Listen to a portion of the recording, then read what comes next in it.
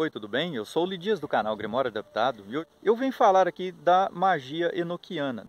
Muita gente às vezes me pergunta sobre o que eu acho a respeito de magia enoquiana, né?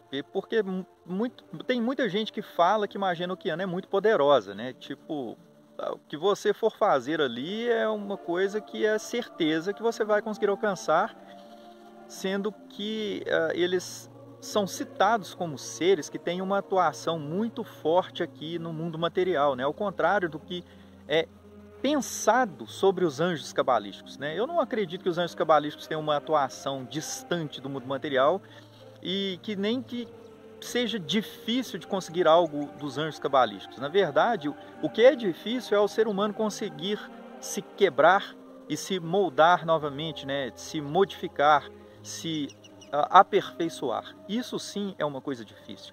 E esse aperfeiçoamento é algo que é alcançado através desse contato e dessa conexão estabelecida com os anjos cabalísticos.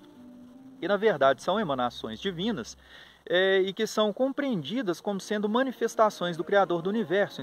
Então eles estão diretamente relacionados ao tetragrama divino, né? Então, nos 4 mundos que compreendem, né, esses mundos superiores, os anjos cabalísticos estariam envolvidos, né, nesses mundos superiores. Então, eles teriam uma ação direta nesse aperfeiçoamento do ser humano, né, que busca esse aperfeiçoamento, que busca esse contato através dessa conexão. Então, assim, eu não vejo que é algo difícil de se conseguir resultados com eles. O difícil é de conseguir se aperfeiçoar para alcançar, então, uma correspondência com eles. Então, por que seria diferente, então, com anjos enoquianos, né? Não acho que seja assim tão simples. Entrar em contato com os anjos enoquianos, até onde eu sei, pode provocar também ali alguns efeitos colaterais, né? Dependendo da sua condição energética, do seu estado de consciência. Então, assim, até onde eu sei, a gente pode tomar, por exemplo, aqui a história do John Dee e do Edward Kelly, né, que foi ali o seu médium, né, é citado na história, né, trazido pelo menos ali pelo Donald Tyson, em uma de suas obras ali que fala sobre a magia enoquiana para iniciantes. Ele fala que o Edward Kelly, ele recebeu esse dom da mediunidade, isso foi revelado por um anjo, recebeu esse dom da mediunidade específica e exclusivamente para trabalhar junto com o John Dee, porque ele é que recebia aquela mensagem, transmitia ao John Dee, mas o John Dee trabalhava junto com ele ali, os dois eram parte de uma só coisa, né? Era um todo, uma dupla, e nenhum trabalhava independente do outro, ambos se completavam, porque o John Dee, ele recebia aquela informação e ele conseguia estruturá-la, né, de uma forma coesa e coerente.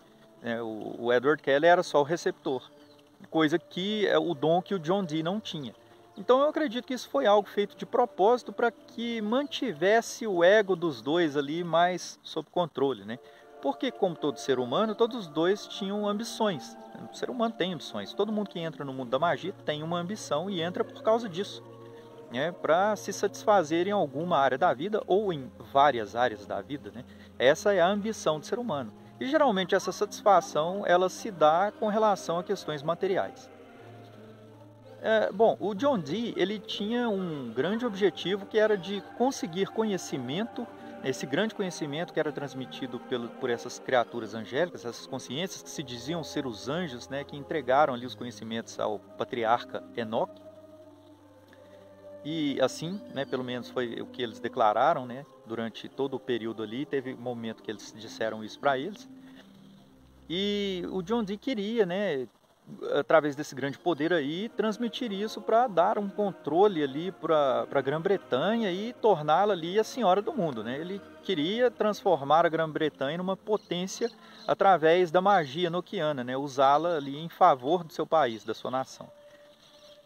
E ao mesmo tempo conseguiram conhecimento, óbvio, né? Ele era um cientista, ele era um polímata, né? Um astrólogo, um matemático, então era um estudioso. Então quando ele viu aquelas energias se manifestando, se comunicando com ele ali, ele precisava a todo custo alcançar aquele conhecimento, né? Era uma questão de satisfação, né?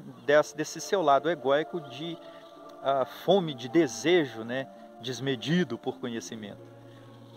E ao passo que o Edward Kelly era um alquimista, então ele era um cara que tinha uma ambição de poder, de enriquecer, de querer transformar o chumbo em ouro. Tanto que ele vai, né, depois, né, os dois acabam se separando ao longo do caminho ali, né, um anjo, né, que aparece, não vou dizer que é um anjo, né, mas diz que aparece um ser ali, numa forma de mulher ali, e sugere que os dois deveriam trocar as esposas, né, sendo que já tinha sido dito que os dois deveriam permanecer juntos, que eles prosperariam enquanto estivessem juntos. Né. O dom de mediunidade do Edward Kelly foi concedido para que ele trabalhasse junto com John Dee e seria retirado dele caso ele não cumprisse isso, né, esse objetivo. Então aquilo ali tinha um desígnio divino envolvido. Assim foi citado, né, no diário do John Dee por um desses anjos. Se não me engano, o anjo Gabriel. Então a gente vê que no frigir dos ovos, os dois foram vítimas da ambição e do desejo de poder, né, o desejo desmedido de poder. Um querendo o enriquecimento e o outro querendo conhecimento e o poder, né, ali para suas atividades, seus interesses. Então, assim, o que a gente aprende com isso é que, no meu entendimento, todo o sistema de magia propõe, né, que, através do contato com as esferas superiores, se alcance essa elevação do ser que nos coloca em contato com a divindade, né, com o ser superior que tudo comanda. Não, independente de você lidar com a mão esquerda ou com a mão direita.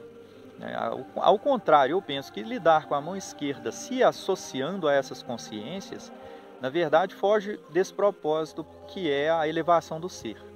Isso é o meu ponto de vista. Então eu não venho trazer isso daqui para diminuir quem pensa diferente de mim, né? Eu não sou o autor da verdade absoluta. Esse é só o meu ponto de vista. Quem, né, discorda disso, tudo bem, não tem problema nenhum. Mas assim, o próprio Donald Tyson, né, ele menciona ali no seu livro, na introdução desse livro, que é citado que esses anjos entregam ali essa magia enoquiana, né? Ele conta ali uma história que diz o seguinte, que no princípio ali, depois que Enoque, né, que foi a única pessoa mencionada nas escrituras que alguns entendem que não morreu, né, mas que foi trasladado de corpo e alma as esferas superiores para habitar com o Criador, ao contrário de alguns que discordam disso também, né? Porque há quem diga que ali o texto não diz que ele foi elevado, né? Diz que ele não foi mais visto sobre a terra. Então pode dar um entendimento que ele tenha morrido, né? Então sua alma partiu. Então, independente disso, diz que depois que Enoque partiu, passaram-se os anos, séculos talvez, e as pessoas que habitavam na terra, né, que tinham poder, né, os que são citados como reis, como governantes, eles acabaram chegando a um nível de corrupção de uma tamanha magnitude que chegaram a desafiar o próprio Deus, né? Tipo, quem é Deus para se contrapor contra nós? E o que Deus fez então? Deixou que eles se afundassem na própria arrogância. Então, teve aquele caso, né, que é trazido ali na história do livro de Enoque, daqueles anjos que são citados como sentinelas e que em um determinado momento, né, eles observam os homens sobre a terra, né, se corrompendo e mencionam, né, porque nós jamais agiríamos dessa forma, né, então já levantam uma questão de dúvida e perdem a confiança do Criador quando eles levantam essa soberba, né. Então o que o Criador faz, né? O Criador deixa que esses anjos venham à terra e quando eles passam pelo processo de encarnação, eles recebem então aquela natureza dual, né, da materialidade, que é o ego, né? E o ego se corrompe, né? Ele tem essa natureza corrompida porque está ligado a coisas terrenas, né? Então eles se tornam muito cruéis e acabam demonstrando todo esse poder que eles têm, né? Porque são criaturas não humanas, né? São criaturas de uma força hercúlea, né, e dominam a ciência da espiritualidade, de manifestar as energias espirituais, né, e esses homens corruptos acabam se associando a essas criaturas, né, e acabam caindo por causa dessa associação, porque eles oferecem então ali sacrifícios a essas criaturas, a esses seres, né, eles se associam a eles através da adoração, da veneração e acaba que perdem aí, acabam caindo, né, naquilo que essa energia corresponde, né, que é a maldade, a perversidade, a destruição. Então eles acabam caindo sozinhos, né, por causa da sua própria corrupção e da sua obsessão em ser cada vez ter mais poder. Isso daí é trazido ali naquele texto e diz que eles receberam conhecimento desses seres, que é um conhecimento, né, que se relaciona com seres demoníacos, né, a magia de lidar com seres demoníacos e a Goetia. Né? O autor, Donald Tyson, aborda o tema utilizando-se dessas palavras. Né? Então ele dá o entendimento de que lidar com seres de polaridade negativa é algo que vem daí.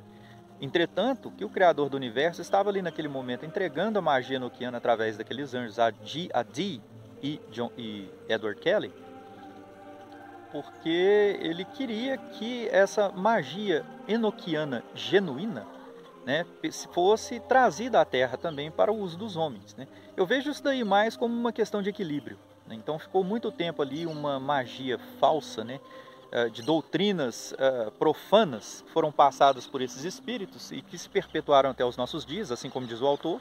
Então assim, eu como bom mineiro que sou, eu sou desconfiado. Eu não falo mal e nem falo bem, né, do sistema enoquiano, nem dos anjos enoquianos, não sou praticante, mas eu estou, né, lendo a respeito, estou procurando estudar a respeito e estou tentando ali ver alguns paralelos, já estou vendo alguns paralelos que existem ali dentro do sistema, né, com a Cabala judaica. Então algumas ferramentas inclusive têm uma grande semelhança, né, e, inclusive do seu papel também com outras ferramentas que são trazidas ali dentro do sistema salomônico. Como o sigilo Aemet, por exemplo, ele tem ali toda uma simbologia ali que para mim remete ao tetragramaton, né? E remete também àquele símbolo do círculo onde o mago fica no centro. Então, ele sendo ali o centro, o seu microcosmo, né? Sendo que ele está no centro de Deus. Né? Deus, segundo a Kabbalah, ele abre, né, um espaço na luz infinita, né? A luz infinita se retrai e abre um vácuo, né? Um espaço vazio. Ou seja, é necessário que haja ausência de luz para que surja a criação. Então ele lança um feixe de luz no meio desse vácuo, né, dessa ausência de luz, e que se expande. Né? Então primeiro a contração, depois a expansão, o Tzimtzum. Então dali, nessa expansão, né, são lançados vários fragmentos e surge toda a criação. Né? Então assim, no meu entendimento, isso daí é uma representação de que a vida se manifesta né, no meio, entremeada aí dessa ausência de luz, que representa o ego humano. E essa luz seria esse aspecto divino que todos nós trazemos, que é a capacidade de agir de forma altruísta e fazer o bem. Então, assim, antes eu pensava que o fato deles terem passado por essas situações estranhas, né, o primeiro anjo ali que se manifesta para eles ali, entrega um pantáculo para eles, diz que é um anjo positivo. Depois, em outra ocasião, aparece esse anjo novo e já vem o outro já chutando o pau da barraca, né, já expulsando aquele primeiro. E fala que aquele primeiro era o impostor e que ele que se manifesta ali depois que é o verdadeiro, que aquele pantáculo que foi entregue para ele era uma coisa negativa, que se ele usasse aquilo ia destruir a vida dele. Então a gente vê que eles têm contato ali com umas energias, umas consciências negativas durante o percurso, né, dessa recepção desse sistema mágico.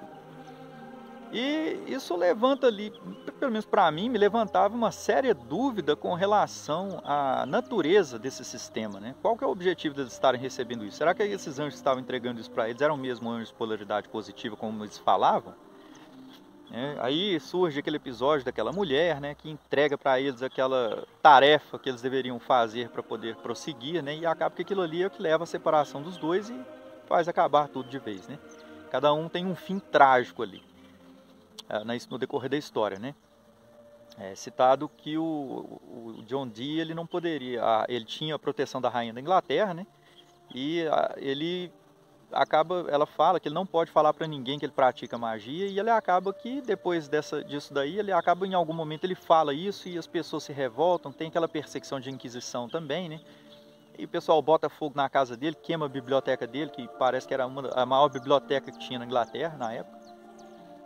E daí que surge o problema de ter perdido um dos diários dele, que apareceu muitos séculos depois. Né? É citado também que nem John Dee e nem Edward Kelly seriam aqueles que usariam esse sistema que estava sendo recebido por eles, pelos anjos. Né? Bom, no final das contas, o Edward Kelly acaba tentando fabricar ouro para um imperador e ele não consegue. O imperador já tinha pagado muito dinheiro para ele. chega ele na parede, né, e ele fica com medo, fala assim, não, agora já era, né, vai tentar fugir, pula de uma torre lá e quebra as pernas lá, acaba morrendo por causa daquilo ali, né. Os dois têm um final trágico, então, por causa dessa separação, né. Então a gente fica meio com o pé atrás, né, poxa, se tiveram esse contato, receberam um sistema angélico, que dizem que era o sistema praticado por Enoque, ele era a ciência conhecida por Enoque, né, deixado para humanidade depois dele ali, e acontece isso com os dois. É de se levantar assim, uma certa suspeita, mas se a gente for analisar isso com um pouco mais de frieza, a gente vai entender que não é muito diferente do que acontece em outros sistemas de magia, não é diferente do que aconteceu na história da humanidade, né, que é trazido ali no caso de Adão e Eva, cita que os dois, né, foram persuadidos, né, eles receberam um impulso ali, né, uma sugestão da serpente, uma sugestão do ego. Então começaram a apresentar ali, né, umas desculpas para justificar aquela tomada de decisão, né, que o ego estava sugerindo. E aí o homem decide andar com suas próprias pernas, né, tem que adquirir a sua independência de Deus. E isso faz com que ele abra mão de estar em contato pleno com a luz, porque ele quer tomar a decisão por si mesmo, né? Só que ele tem essa natureza, ele adquire essa natureza de corrupção através dessa independência egóica, né? Isso é algo indissociável do ego. Então, o que acontece de semelhante a essa história do Edward Kelly aí com o John Dee, né? Os dois recebem um sistema.